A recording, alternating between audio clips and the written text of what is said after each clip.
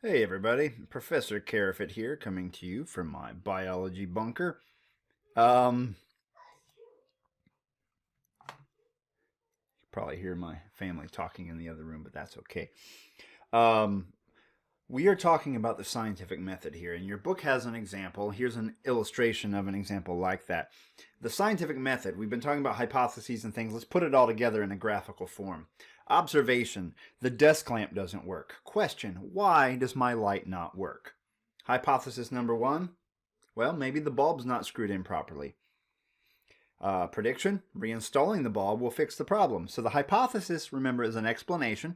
Prediction is what will happen if you change the bulb, and then you test it. You test to see if putting a new bulb in changes the situation. Result, the lamp doesn't work. The hypothesis was not supported. So the hypothesis was falsified.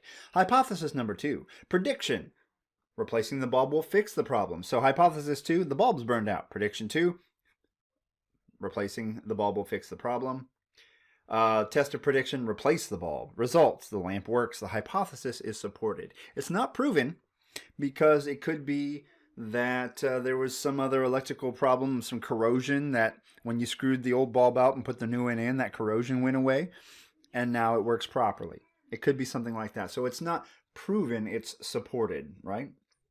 So that's the language of science, making sure you're not tricking yourself into believing in things that don't have strong enough evidence, essentially.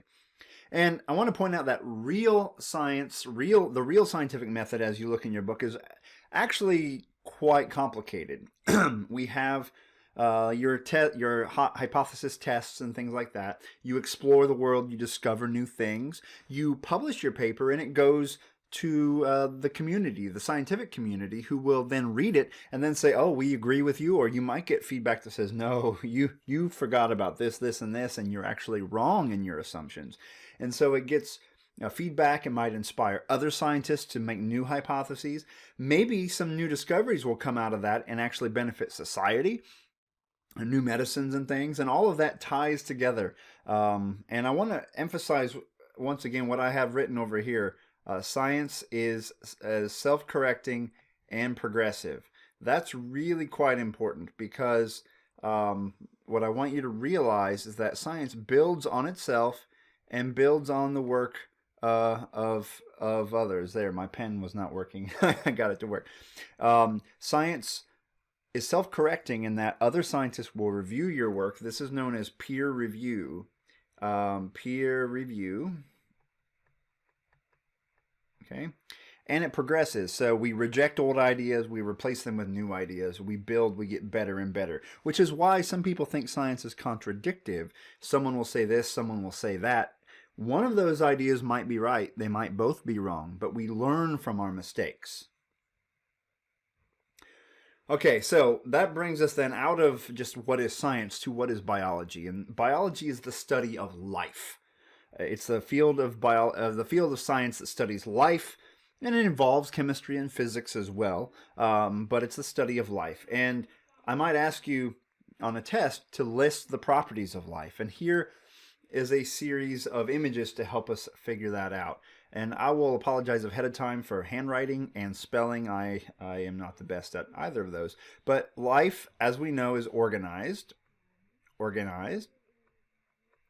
So structure and function are interrelated. The fins of a fish allow it to swim, right?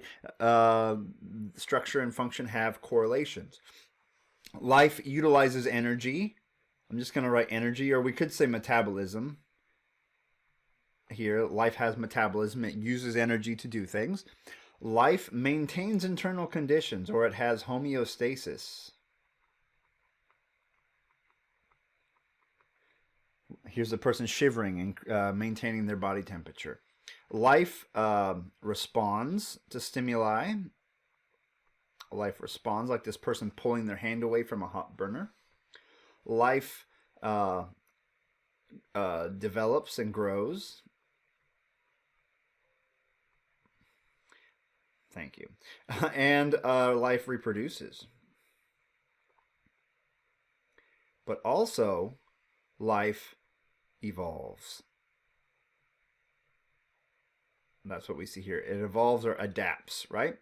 So those are properties that help us to tell the difference between a lump of chemicals and a living thing. All of those things together constitute what makes something alive. And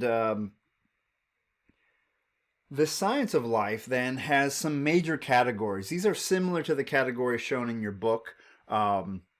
These are themes that come up throughout all biology courses, including this one. The unifying theme that unites everything is evolution. It's the most important theory we have, the most important idea we have in understanding life. It's the uniting theme. Organisms change and adapt over time. Also, structures and functions are interrelated. The structure of a organ helps you to understand its function. And when you know the function of an organ, you might be able to predict its structure. Why? Why is that? Well, evolution. Information flow, exchange, and storage. That has to do with DNA and RNA. So this is going to be DNA, RNA, and things like that. How information is stored, how it's passed on to the next generation. Pathways of transformation of energy and matter. That's that metabolism thing. How does energy and matter flow through an organism? How does it take sugar and extract energy from it? Things like that. And lastly, systems. Systems biology includes things like organ systems or ecosystems. This is looking at big picture biology. So you will have read in your book that a lot of times in biology we use something known as reductionism. And that's tearing things down to their smallest parts to understand how they work. But we have to remember that little pieces like your intestines also interact with your heart, which interacts with your brain. And then you as a whole person interact with other people, and people interact with the earth, and the earth interacts with the universe, or however you want to think about it. Those are systems. So organ systems or populations or ecosystems. These are the interactions of all these little parts that we study in biology.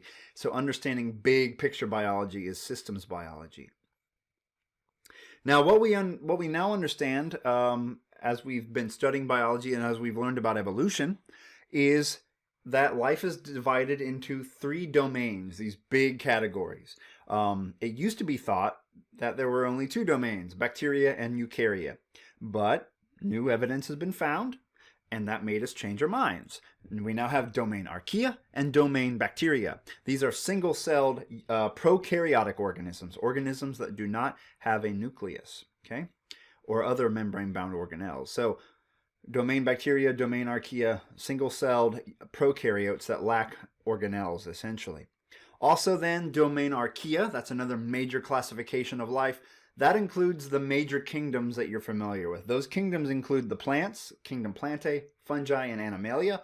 And it includes another group of organisms that used to be in a kingdom called Protista, but we found out that we were wrong about that. There are actually some protists that are more related to animals, some that are more related to fungi. So now they're divided up into different groups, but we refer to them collectively, informally, as the protists. But they all have nuclei. They all have organelles, so they're all in the domain eukarya. Now, here we have then how all of this fits together.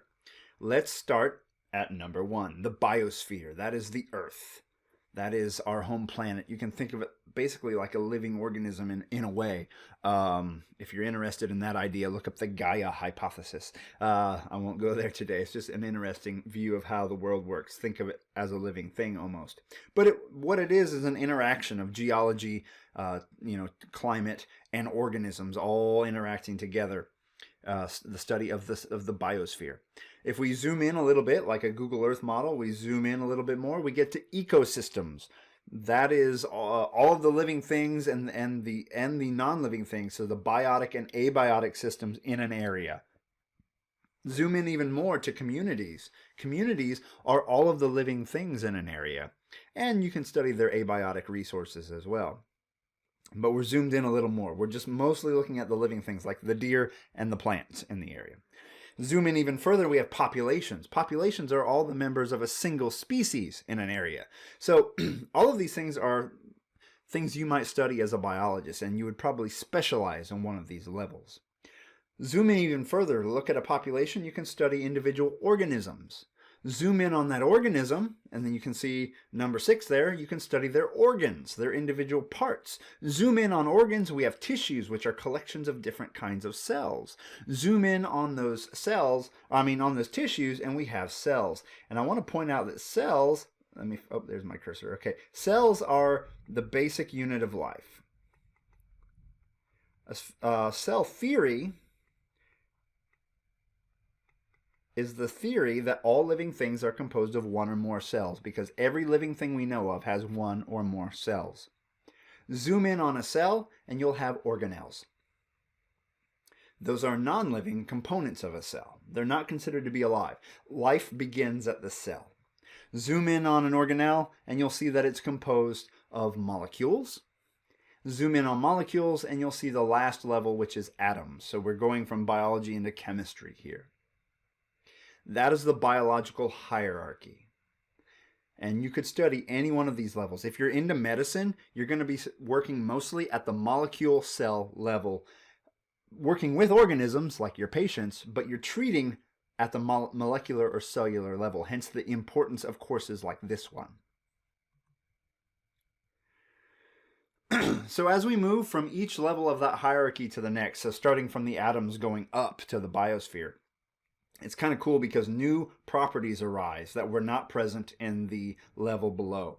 For example, when you look at a cell, you go from a cell to a tissue, and from tissues to an organ and to an organism, you're going to see new properties arise, like an organ doesn't migrate and doesn't mate, right? But an organism does. And populations do things that a single organism does not do, and so on and so forth. So emergent properties arise. Your book talks about an example of how emergent properties arise even in non-living things, like a pile of bicycle parts has their own properties, but when you put them together in a certain way, emergent properties arise in the form of a bicycle. Okay, so emergent properties are properties found in one level of the hierarchy that were not present in the previous level. So that's one of those important categories of biology. Another one, like I said, is structure and function. Like if you look at the mouth part of a mosquito, you can predict that it sucks blood, right? You can make predictions based on structure and function, and those structures might emerge at one level of the biological hierarchy or the other. All these things kind of are interwoven. So let's look at a few of these major themes in biology before we wrap up with this lecture. Information flow. One thing that's very important in biology is this right here. We call this the central dogma.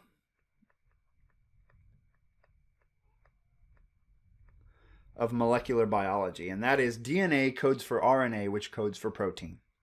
That is very important. It's kind of one of the core themes of this course. So DNA, a molecule we'll talk about more soon, it codes for RNA. We can see that in this diagram over here. RNA codes for the structure in a protein, and proteins are what make you who you are, essentially. It's what a lot of you is made of, your muscles and things. Proteins are a lot of the chemical signals in your body. They control the chemical reactions in your body. So DNA codes for RNA, and RNA is the blueprint for protein, and protein is one of the most important molecules that makes you a living thing. So that's information flow, and that DNA is passed on from one generation to the next. Information flow. We're going to study pathways of energy transformations and matter this semester. We're going to look at photosynthesis and respiration. So we'll see that energy flows through an ecosystem. It comes in as light and it leaves as heat, which we can see on this diagram here. Also, molecules like carbon cycle through the biosphere. Rather than coming in and leaving, they are passed on and recycled over and over and over again. Life eternal in the sense of chemical matter. Systems. A cell is a system. I talked about how systems are the interactions of all these parts in more complex ways. So we tend to break things down through the way of studying known as reductionism, like what chemicals are in this, or how does this organ work? But then we have to say, well, how does this organ work in relation to this organ and this organ to make a whole organism? That's a systems level of study. And so interactions of parts, all the way up to the whole ecosystem or biosphere is systems biology. Here we have an example of a eukaryotic cell and a prokaryotic cell. We might study how those two cells work and how they might interact if a prokaryotic cell gets into a eukaryotic cell. This is systems biology. So things we can do to further complete our studies of this topic is to read your book, in this case chapter 1. Do any active reading guide or sometimes I just call them guided reading questions that I have provided.